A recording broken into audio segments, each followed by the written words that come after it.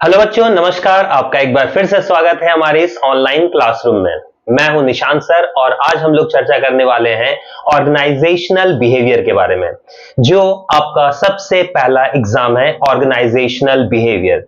तो चलिए आज हम लोग डिस्कस करते हैं इसके सारे इंपॉर्टेंट टॉपिक्स और पॉइंट्स के बारे में। तो सबसे पहला टॉपिक जो हम लोगों को पढ़ लेनी है वो है organisational behaviour. What do you mean by organisational behaviours, explain its importance, needs और इसके स्कोप्स को भी देख लोगे। तो सबसे पहले हम लोग डिस्कस करते हैं ऑर्गेनाइजेशनल बिहेवियर क्या होता है। देखो, ऑर्गेनाइजेशनल मतलब ऑर्गेनाइजेशन और बिहेवियर मतलब हर एक का बिहेवियर कैसा है, उसके एटीट्यूड्स कैसे हैं, उसके वैल्यूज कैसे हैं। ठीक है, अगर इसके डेफिनेशंस की बात की जाए तो लिख सकते हो organisational behaviour is the study of human behaviour. याद रखोगे, इंसानों के बारे में समझना विद इन द ऑर्गेनाइजेशन। एक ऑर्गेनाइजेशन, एक फर्म के अंदर में लोग काम कैसे करते हैं, वो सोचते क्या है, उनका एटीट्यूड कैसा है, उनका कल्चर कैसा है, उनका रहन सहन कैसा है। ठीक है, examining how individuals, groups and the organisational structure interact and influence each other to improve effectiveness. हर एक इंसान को एग्जामिन करना, हर एक लोगों को, ग्रुप को, इंडिविजुअल्स को या पूरे ऑर्गेनाइजेशनल स्ट्रक्चर्स को ये एनालाइज करना, एग्जामिन करना कि वो काम कैसे करते हैं, इंटरेक्ट कैसे करते हैं एक दूसरे के साथ और कैसे बिहेव करते हैं, कम्युनिकेट कैसे करते हैं। देखो, अगर एक ऑर्गेनाइजेशन को चलाना है, एक फर्म को अच्छे तरीके से चलाना है तो उसके इंटरनल बिहेवियर को बहुत अच्छा रखना पड़ेगा। ठीक है, तो वहां के लोगों को समझना, उनके सोच को समझना, उनके कल्चर को समझना ही ऑर्गेनाइजेशनल बिहेवियर कहलाता है। समझ में आ गई बात? तो ये सारा टॉपिक्स आपको पढ़ लेना है, इसके नीड्स और इसके इंपॉर्टेंस को भी देख लेने। नेक्स्ट आप लोगों को देख लेनी है organisational climate and organisational culture. ठीक है, इसके बारे में पढ़ लेना। तो सर, ये ऑर्गेनाइजेशनल कल्चर होता क्या है, इसको डिफाइन करेंगे कि organisational culture encompassing shared value, beliefs and the behaviours significantly influence employees behaviour and is a key element of organization behavior, impacting everything from job satisfactions to performance। देखो, organisational culture, culture समझते हो ना, वहां के रहन सहन, वहां का तरीका। तो एक ऑर्गेनाइजेशन का कल्चर कैसा है, वहां के लोग कैसे हैं, वहां के लोग क्या सोचते हैं, वो सारी चीजें ऑर्गेनाइजेशन कल्चर में आती है। ठीक है, इसमें बिलीफ, उसके वैल्यूज, उनके एटीट्यूड्स, उनके एटीट्यूड्स क्या है, उनके सोच क्या है, वो क्या सोचते हैं, ये सारी चीजों को इसमें इंक्लूड किया गया है। ठीक है, क्योंकि देखो, एक ऑर्गेनाइजेशन में अगर आप काम करने जा रहे हो, ठीक है, या आपका एक ऑर्गेनाइजेशन है, तो आप क्या चाहते हो कि सारे जो लोग काम कर रहे हैं वो एक दूसरे से मतभेद रखें, वो एक दूसरे से झगड़ा करें या ह्यूमन फ्रेंडली बनकर काम करें। तो देखो, ये बहुत जरूरी है कि वहां का इन्वायरमेंट कैसा है। ठीक है, तो ये इन्वायरमेंट बनता है वहां के लोगों से, वहां के कल्चर से। तो हर एक बिजनेस का इंटरनल कल्चर और बिहेवियर जो होता है वो अलग अलग होता है, तो इसको समझना काफी मुश्किल है। इसलिए हम लोग क्या करते हैं, इनके इंटरनल बिहेवियर को समझने की कोशिश करते हैं। ठीक है, आगे बात की जाए तो ये कहता है it reflects how employees, customers, vendors and stakeholders experience the organisation and its brand. जो स्टेक होल्डर्स हैं, शेयर होल्डर्स हैं, उसके जो इंप्लॉयज हैं, वो क्या सोचते हैं अपनी फर्म के बारे में, अपने ब्रांड के बारे में। देखो, जैसे टाटा कंपनी का एग्जांपल लोगे तो उसके जो इंप्लॉयज हैं वो बहुत ही खुश रहते थे रतन टाटा से, रतन टाटा जब थे तो। ठीक है, क्योंकि वो हर एक इंप्लॉयज पर ध्यान रखते थे, उनकी सैलरी से लेकर, उनके हेल्थ से लेकर, उनके सारे इन्वायरमेंट तक पे। ठीक है, पहला। दूसरा, उनके कस्टमर्स को पता है कि टाटा कंपनी नाम ही काफी है। अगर उसका वो ब्रांड है तो मतलब वो बहुत ही मजबूत, टिकाऊ और बहुत ही अच्छी प्रोडक्ट, अच्छी क्वालिटीज के होंगे। ठीक है, तो वो ब्रांड कहीं ना कहीं वहां के इन्वायरमेंट को बताता है, उनकी कल्चर्स को बताता है। ठीक है, नेक्स्ट जो आप लोगों को पढ़ लेनी है वो है एटीट्यूड्स, इसके कैरेक्टरिस्टिक्स, इसके कंपोनेंट्स को पढ़ लेना है। तो एटीट्यूड्स मतलब जानते ही हो, आपके दोस्त होंगे, आपके टीचर्स होंगे, आपके कलीग्स होंगे, आपके साथ काम करने वाले लोग हैं, सबका एटीट्यूड्स आपने देख रखा है। तो ऑर्गेनाइजेशनल बिहेवियर में भी एटीट्यूड्स की बात की गई है। तो एटीट्यूड्स का मतलब क्या होता है ध्यान से देखोगे, attitudes are learn predispositions that influence how individuals think and feel and behave in the workplace. एक वर्क प्लेस पर एक इंडिविजुअल कैसा सोचता है, कैसा फील करता है, कैसा बिहेव करता है, ये उसका एटीट्यूड बताता है। एक इंसान बहुत ही रूडली बिहेव करता है तो बोलते हो ना ये बहुत एटीट्यूड में लग रहा है, तो ये नेगेटिव और पॉजिटिव दोनों इंपैक्ट डालता है। ठीक है, impactive job satisfaction, commitment and the performance. एक इंसान जो होता है वो होता है एटीट्यूड में काम करता है, मतलब वो अपने काम के प्रति बहुत ही निष्ठावान है, मतलब वो बहुत ही हार्ड वर्किंग है ना। तो इसके जॉब सेटिस्फैक्शन, अगर आपको आपके काम से प्यार है तो आपका जो एटीट्यूड होगा वो पॉजिटिव वे में जाएगा, आप उसको बहुत अच्छे तरीके से काम करोगे। अगर आपको अपने ब्रांड के प्रति, अपने काम के प्रति लगाव नहीं है तो आपका जो इंपैक्ट होगा वो बहुत ही नेगेटिव होगा, आपका एटीट्यूड जो होगा वो नेगेटिव होगा कि हमेशा आप वो काम करना नहीं चाहोगे क्योंकि आपको मन ही नहीं लग रहा। ठीक है, तो आपको एटीट्यूड को डिफाइन करना है, उसके कैरेक्टरिस्टिक्स को डिफाइन करना है और उसके कंपोनेंट्स को डिफाइन कर देनी है। ये हो जाएगा आपका क्वेश्चंस। ठीक है, और नेक्स्ट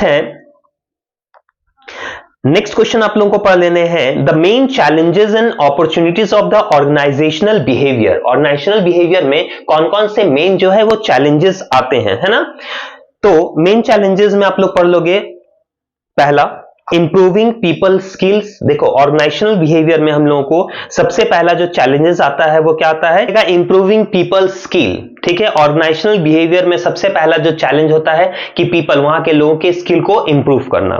दूसरा, इंप्रूव क्वालिटी एंड प्रोडक्टिविटी। हम लोग की क्वालिटीज को इंप्रूव करना होगा, प्रोडक्टिविटी, उत्पादन को इंप्रूव करना होगा, ये दूसरा चैलेंजेस है।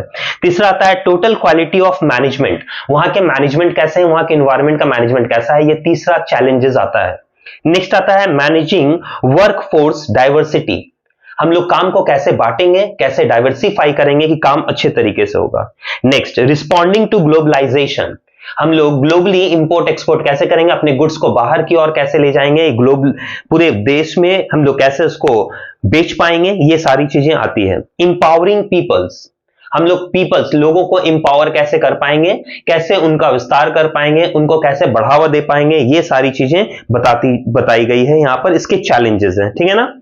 नेक्स्ट है इंप्रूविंग एथिकल बिहेवियर। हमारी एथिक्स मतलब होता है मोरल प्रिंसिपल्स, हम लोग क्या सोचते हैं, हमारी फर्म क्या सोचती है, वो हो जाएगा एथिकल्स बिहेवियर, ये हमारा जो चैलेंज है। और है इंप्रूविंग कस्टमर सर्विसेज, हम लोग अपने कस्टमर सर्विसेज को कैसे बढ़ा पाते हैं। तो ऑर्गेनाइजेशनल बिहेवियर्स में ये सारे चैलेंजेस है। तो अगर चैलेंजेस की बात होगी तो ये कुछ पॉइंट्स हैं जो आप लोग नोट डाउन कर लोगे, इसको आप लोग लिख सकते हो। ठीक है, चलते हैं फटाफट नेक्स्ट क्वेश्चन की ओर। नेक्स्ट क्वेश्चन अगर हम लोग देख पा रहे हैं तो नेक्स्ट क्वेश्चन हम लोग को पढ़ने ली है leadership. Define leadership and what are the challenges to be leadership construct. एक लीडरशिप क्या होता है और कौन कौन सी चैलेंजेस हैं जो लीडरशिप में आती है। ठीक है,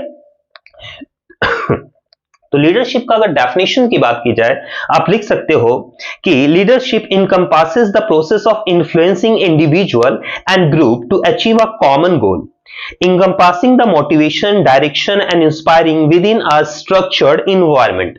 एक स्ट्रक्चर एनवायरनमेंट में, जो हमारा एनवायरनमेंट बना हुआ है उसमें लीडरशिप काम क्या करता है, एक कॉमन गोल बनाता है। देखो लीडर का काम क्या होता है, लोगों से काम करवाना, उनको इन्फ्लुएंस करना। ठीक, तो अगर एक अच्छा लीडर होगा तो उसके जो फॉलोअर्स हैं उसको फॉलो करेंगे और वो सारे फॉलोअर्स से अपना काम करवा सकता है। तो ये उसमें क्वालिटीज होनी चाहिए। तो आप इसमें लीडरशिप में उसकी क्वालिटीज भी पढ़ लोगे, quality of a good leader, just like a good personality, good speaking skill, उसको बोलने का तरीका आना चाहिए, उसकी पर्सनैलिटी अच्छी होनी चाहिए, उसे कन्विंस करना अच्छा आना चाहिए, वो सबसे पहले ऑनेस्ट होना चाहिए, है ना, वो ईमानदार होना चाहिए। देखो अगर लीडर ईमानदार होगा तो उसके जो फॉलोअर्स हैं, उसके जो वर्कर्स हैं वो भी ईमानदार होंगे। अगर लीडर ही चोर है तो सारे लोग चोर ही होंगे और उसको फॉलो करेंगे तो। ठीक, या फिर ऐसा मतभेद भी हो सकता है उनके बीच में कि देखो हमारा लीडर खुद तो चोर है और हमें सिखाता है अच्छाई। ठीक है, कि चोर मत बनो, ईमानदार बनो। क्लियर है ना। तो सबसे पहले लीडर्स के पास ये रिस्पॉन्सिबिलिटी बनती है कि जो वो अपने फॉलोअर्स को कह रहा है पहले उस चीजों को वो खुद फॉलो करे, तब उसके जो फॉलोअर्स हैं उसको वो फॉलो करेंगे। ठीक है, तो इसमें लीडरशिप आप लोगों को देख लेनी है, इसके जो कंपोनेंट्स है वो देख लेनी है और इसके चैलेंजेस देख लेने हैं कि लीडरशिप के चैलेंजेस क्या आते हैं। साथ ही साथ अगर आंसर को बहुत अच्छा लिखना है तो उसमें quality of a good leader आप लोग पढ़ सकते हो कि इसमें कौन कौन सी क्वालिटी होती है ना। चलो नेक्स्ट क्वेश्चन की बात की जाए तो कम्युनिकेशन टेक्नोलॉजी आपको पढ़ लेनी है। ठीक। इसके साथ साथ आपको लर्निंग ऑर्गेनाइजेशन पढ़ना है। देखो लर्निंग ऑर्गेनाइजेशन नाम से ही पता चल रहा है, लर्निंग मतलब सीखना। एक ऑर्गेनाइजेशन में हम कैसे सीख पाएंगे, क्या सीख पाएंगे, तो वहां के लोग को, वहां के बिहेवियर को देखते हुए हम लोग को सीखना जो है वो लर्निंग ऑर्गेनाइजेशंस कहलाता है। तो लर्निंग ऑर्गेनाइजेशन में लर्न करना, उनकी समस्याओं को, उनके लोगों को, उनके बिहेवियर को, उनके कल्चर्स को, ये सारी चीजें सीखना। देखो लर्निंग का मतलब होता है सीखना है, और लर्निंग ऑर्गेनाइजेशन में जो सीखना है वो एक निरंतर कंटिन्यूअस प्रोसेस है जो कभी भी खत्म नहीं होता। देखो अगर कोई इंसान, ऐसे भी नॉर्मल कहा गया है कि जिस दिन सीखना बंद हो गया मतलब आपका जीवन ही खत्म हो गया, क्योंकि जीवन के अंत तक इंसान सीखता रहता है। ठीक है, एक टीचर कभी भी नहीं कह सकता कि वो सर्वगुण संपन्न, उसे सब कुछ आता है, वो भी अपने स्टूडेंट से कुछ ना कुछ सीखता है। वैसे एक लीडर अपने फॉलोअर से सीखता है, उसके फॉलोअर उसके लीडर से सीखते हैं।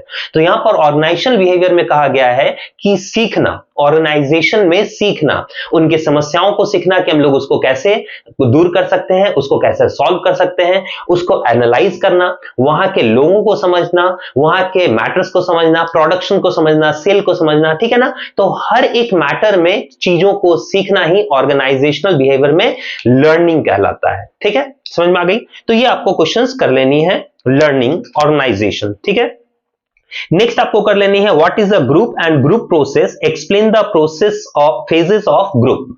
देखो ये ग्रुप कर लोगे, ग्रुप एक्टिविटीज, इंडिविजुअल जो काम करते हैं वो एक अकेला इंसान हो गया, और एक जो लोग होते हैं ग्रुप ऑफ पीपल्स काम करते हैं वो ग्रुप हो गया। तो यहां पर ग्रुप बिहेवियर और ग्रुप प्रोसेस को आपको पढ़ लेनी है। ठीक है, नेक्स्ट जो आपको पढ़ लेनी है वो पढ़ लेनी है परसेप्शंस।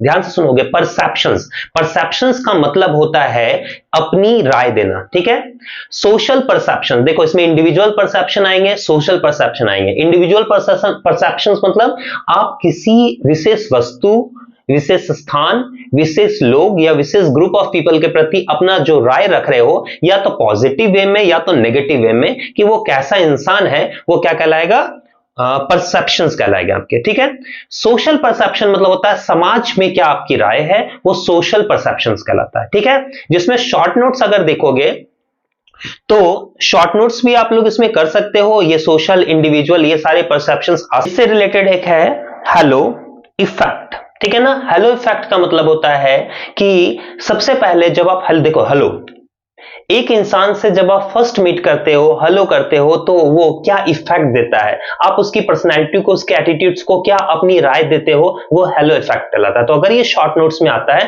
तो आप इसको लिख सकते हो कि फर्स्ट मीट में जब हम लोग हेलो करते हैं किसी भी इंसान में, अपनी पहली राय फर्स्ट मीट में हम बनाते हैं, या तो पॉजिटिव वे या तो नेगेटिव वे में, वो हेलो इफेक्ट कहलाता है। ठीक है, तो ये सारी चीजें जो है ना आपको एटीट्यूड्स में पढ़नी है। परसेप्शन, परसेप्शन मतलब याद रखोगे राय, अपनी राय देना। ठीक है, ये सारी चीजें आप लोग कर लोगे।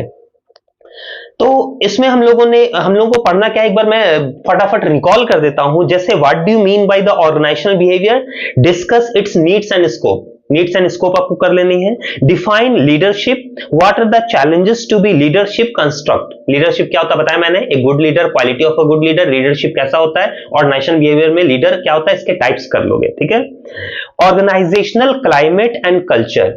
क्लाइमेट मतलब समझते हो वहां का कैसा मौसम है, मतलब ऑर्गेनाइजेशन के अंदर, ऐसा मत समझोगे कि गर्मी है ठंडी है, वैसा नहीं। ऑर्गेनाइजेशन के अंदर में कैसा क्लाइमेट चल रहा है, और वहां के कल्चर्स कैसे, वहां के लोग कैसे, उनका रहन सहन कैसा है, उनका। देखो आप कहीं काम करने जाते हो तो बोला जाता है ना कि पहले वहां के कल्चर्स को देख लो, वहां का इन्वायरमेंट देख लो। अगर इन्वायरमेंट अच्छा है तो ही काम करना, पैसे कितने भी मिले। अगर इन्वायरमेंट अच्छा नहीं है तो आप काम नहीं कर पाओगे। समझ में आ गया ना, तो वो चीजें आपको मायने रखती है। नेक्स्ट मैंने बताया परसेप्शन, परसेप्शंस देख लोगे, सोशल परसेप्शन देख लोगे, इंटरपर्सनल परसेप्शन देख लोगे, हेलो इफेक्ट मैंने जैसे बताया वो सारा देख लोगे, लर्निंग देख लोगे, लर्निंग ऑर्गेनाइजेशन मैंने बताया अभी, ये देख लेना है आपको। साथ ही साथ एटीट्यूड्स। ठीक है, एटीट्यूड्स के बारे में, एक इंसान का एटीट्यूड क्या है ऑर्गेनाइजेशन बिहेवियर में, या ग्रुप ऑफ पीपल का एटीट्यूड कैसा है। ठीक है ना, देखो इंडिविजुअल एटीट्यूड अलग होता है, ग्रुप ऑफ पीपल के एटीट्यूड्स अलग होते हैं। ठीक है, ये आपको देख लेना है। ठीक है, उसके कैरेक्टरिस्टिक्स को। नेक्स्ट मैंने चैलेंजेस बता रखा है, challenges and opportunities of the organisational behaviour, उसके चैलेंजेस क्या क्या आते हैं वो देख लेना है। Impacts of organisational culture, culture का क्या इंपैक्ट पड़ता है ऑर्गेनाइजेशंस पे, ये आप लोग जरूर देख लोगे। और ग्रुप और फेजेस ऑफ ग्रुप मैंने बताया, ये आपको देख लेनी है। तो देखो ये कुछ क्वेश्चंस है जो मुझे लगता है कि इसके आने के चांसेस बहुत ज्यादा हैं, या ये टॉपिक जो मैंने समझाया आपको कहीं ना कहीं ऑर्गेनाइजेशनल बिहेवियर के बारे में तो समझ आ गया होगा कि आपको लिखना क्या है। आप इसको अब एक्सप्लेन करके, या हो सकता है कि नेट से सर्च करके, या अगर नोट्स नहीं मिलते हैं तो आप मुझे भी कमेंट कर सकते हो, और आप इसको अब थोड़े बहुत तो बनाकर लिख सकते हो। समझ में आपको आ रहा होगा। अब आप इसको पढ़ते जाओगे तो बहुत हद तक आप इसके आंसर को दे पाओगे, क्योंकि आपने इसको पढ़ ही रखा है। फिर भी अगर आपको कोई पॉइंट्स में डाउट हो तो आप प्लीज कमेंट करके बताएंगे, और अगर वीडियो अच्छा लगा हो तो लाइक और शेयर जरूर कर दे, ताकि मैं नेक्स्ट एग्जाम के लिए फटाफट आप लोगों का वीडियो बना पाऊं। तो चलो आज का वीडियो हम लोग यहीं पर समाप्त करते हैं। ये सारे क्वेश्चंस पढ़ लें, एग्जाम अच्छे से देकर आए, फिर मिलते हैं हम लोग अपने नेक्स्ट वीडियो में। तब तक के लिए धन्यवाद।